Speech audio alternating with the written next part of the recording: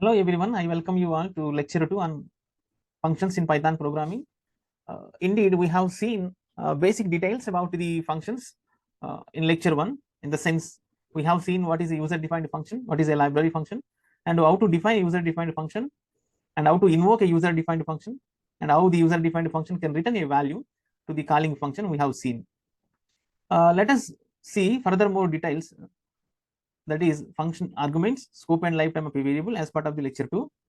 So what is function arguments? Means the variable values that you supply in the function call, normally we treat as function arguments. So there are different ways in which you can pass the arguments in the function call. So the order of the arguments, number of arguments, and the type of arguments plays an important role in linking the definition of the corresponding function call. So in Python programming, we least bother about the type of the parameter, but order and number of parameters really matters. The programmer has to very particular about the number and order of the parameters. Whereas these three parameters in other programming languages normally used to resolve the function overloading concept also, like C, C++, Java. The order, number, and type of the parameters will really play an important role.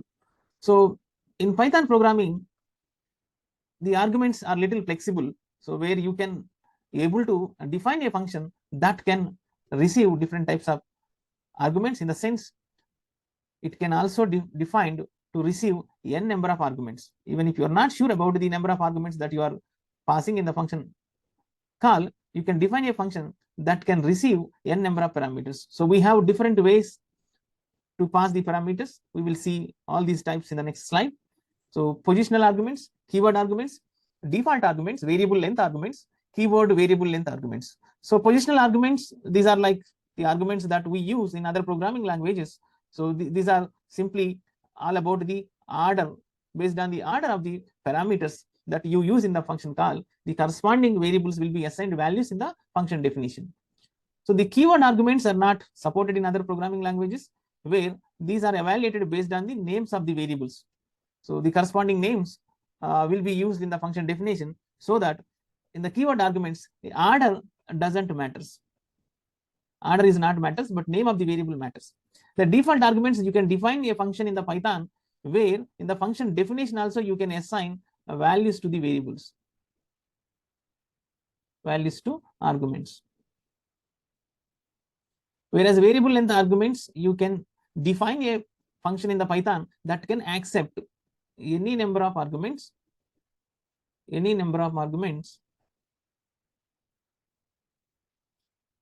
as a tuple. So whereas keyword variable length arguments also will accept any number of arguments, the only difference is as dictionary. So in case of variable length arguments, user don't have any freedom to update once they update the values that are received in the function definition, because the tuple doesn't allow the updations on the sequence of values.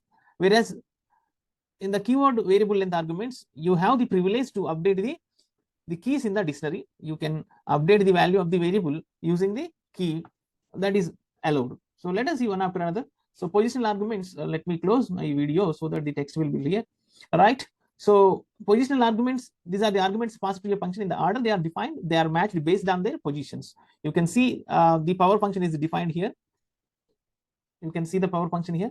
So where the positions matters, the first position value will be given to the first variable that is defined in the function. The second value in the function call will be given to the second variable in the function. But however, the programmer has to be take care. You cannot supply more number of arguments which are not defined in the function definition. This will lead to an error. I was telling you the keyword arguments. You can see where the in fact in the keyword arguments, the order of the arguments doesn't matter, because it's purely based on the mapping is done. It is based on the parameter names. They allow you to specify the parameter values in any order. So let us go and see a simple example so that you can understand it very clearly. All right. So let me write it. So I want to define a simple function. Let us try to define.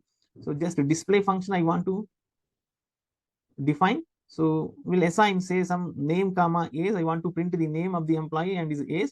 So just print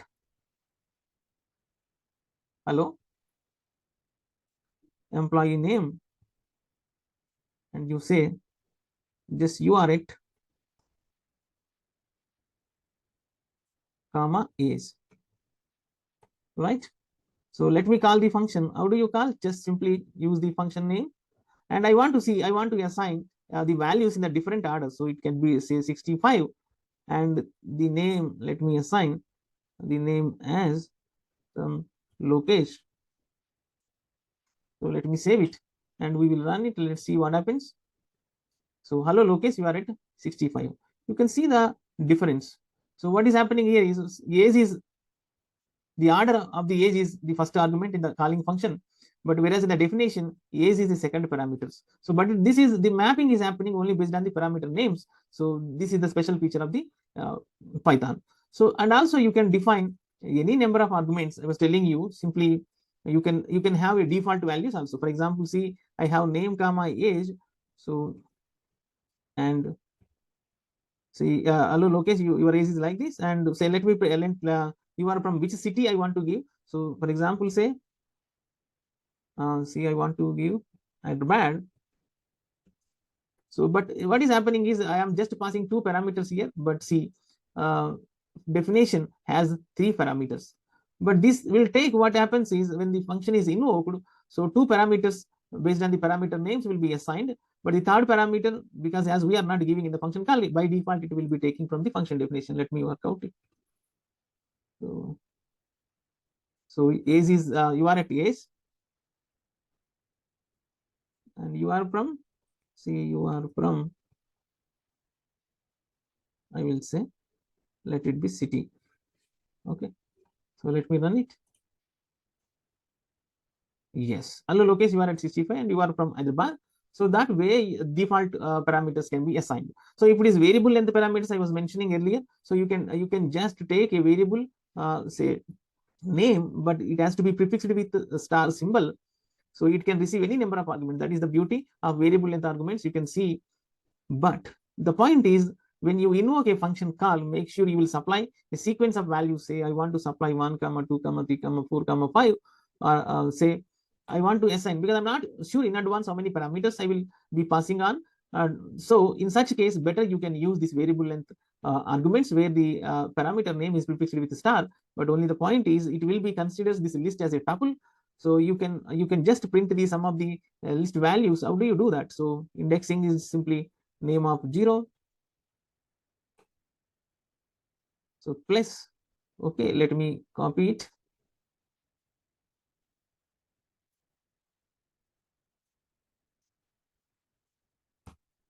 And then plus, then plus. So many we have, 5 values we have. You can use 4 also, not an issue. So I will only sum up only up to 4 values. Indexing can be randomly, you can do, it could be 1 or 2, not an issue. As you know, you by this time you might have learned already tuples. So write 2 and then 3.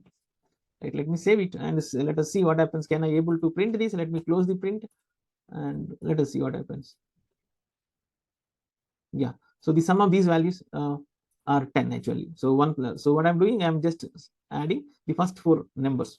So but the problem is with this kind of implementation, you cannot update. If you try to update any name of 0, it's not possible. Why? Because as you know, the property of the tuple is a immutable, so you cannot update these values, right? So you cannot do that. It's not possible. If you say what interpreter will tell you that, yeah, you cannot do like this, it's impossible, right? So if you really want to update the values inside the function, so how do you do that? This could be variable keyword variable length. So the variable has to be prefixed with the 2 stars, but only thing is that, but this will be taken as a dictionary. So if it is dictionary, yeah, dictionary will be stored in the form of key value pair. So I will assign with the key and the value, right? Then you can see, let me assign c is equal to 3. So let us see, I want to assign 3 values, but you have to index them with the keys. So it says key is a string here. Okay, so that's why I'm assigning in the single quotes. So that is b. Of course, values are integers, you can see. So only have 3 values. So let me finish it up to 3. So remove this value. So based on the key values, I want to print their sum. But what you can do is you can update, even not an issue. If you want to update the first one, yeah, you can update. can see. Yeah. And if it is updated or not, if you want to really access that, you can also access. How do you do that? So that is name of A. Got it. So let me see. We'll work out on it whether it is really the sum is yes, something error is there. I'm not editing video because you also will know how to remove the errors. So yeah, sum is 6 and it is updated to 11. A of 1 is updated to 11. You can see. So it is been, in fact, it is 1 and it is added with 10. So these are the different ways how the function arguments will work in Python, slightly different than other programming languages. So user has to be a little cautious about these things. So let me go back and we will cover the what next is to be covered is, however, yeah, always the number of parameters should be matched in the function call and function definition, except the default arguments are used, right? So these are the keyword variable length arguments. You can see on screen. These are the variable length arguments where the variable is prefixed with star. And of course, apart from that variable length arguments, you can also have the positional arguments and also default arguments, not an issue. And let me talk about the scope and lifetime of a variable. So what is scope actually? So where are the variables actually? So variables are inside part and parcel of the program. So if you write a big program, possibly you will take the variables, you will use the functions, means blocks. See, imagine that this is a F1, F1 may invoke F2, then F2 comes to here. So imagine this is F2 and F2 may invoke F3, and imagine this is F3. So that way you will be executing the functions. But how do you define the variable? Say, for example, say if I define a variable, say x is equal to 100, this is a global variable. And if I define some variable, say y inside the F2, say 10, because it is inside the block, we say it is a local variable, right? Am I right? It is a local variable. So what about the scope and lifetime of these two variables? That was the point of concern. One has to be a bit careful about scope and lifetime. What is scope actually? The scope is what extent the value of the variable is known inside the program. So if you print here, is it okay? If you print x here, if you print x, is it okay? Yes, it is okay. If you print x here, is it okay? It is okay. So why it is okay means the variable is declared as a global variable. Global variable scope is in fact throughout the program until and unless the control comes out of the program. So if control comes out of the program, the whole memory. So if control comes to here, the whole memory is deleted. So then we will lose this scope of x. Whole memory is deleted.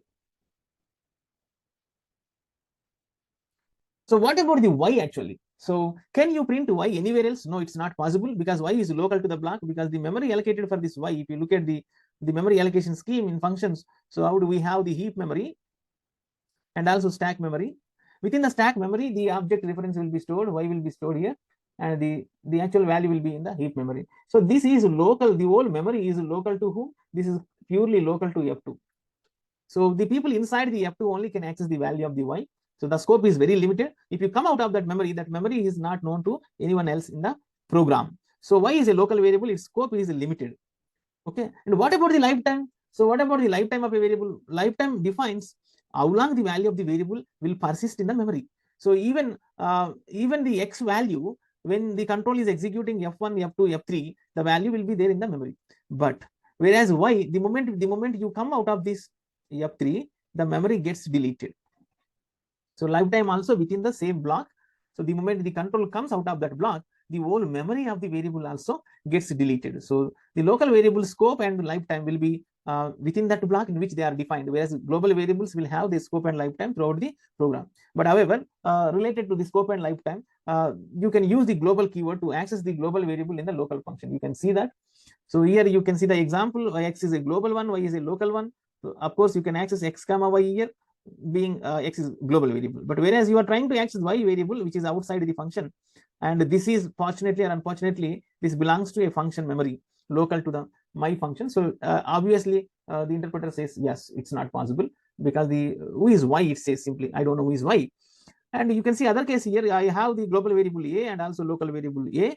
If you want to access the global variable inside this show function, so prior to the statement where you are accessing the global variable, you can use the global keyword that refers to the immediate next statement. If you use, it says that I want the global value of a, not the local value of b. So this is the way how the variables will work out with respect to the user defined functions. You can see the various references to actually dig into more about the scope and function arguments. Okay, so with that I would like to conclude this session. I will meet you in the lecture 3.